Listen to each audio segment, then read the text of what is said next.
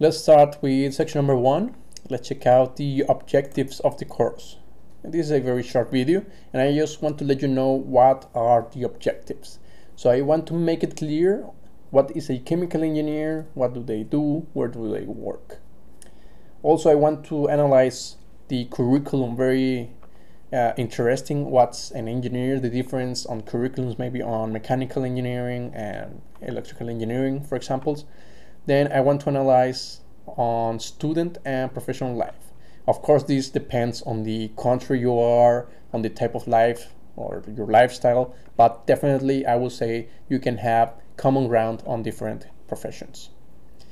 Also, this is very important because one thing is what do you study and what do you expect, and another one is what are you actually going to be working on, what type of areas or jobs. So this is very important. I want you to know the type of places you can work, where can you, how much money is in each area, what do you like. Maybe you like being in a plant, or maybe you love being in a desk, whatever you have. Here are some examples of several job positions you can have.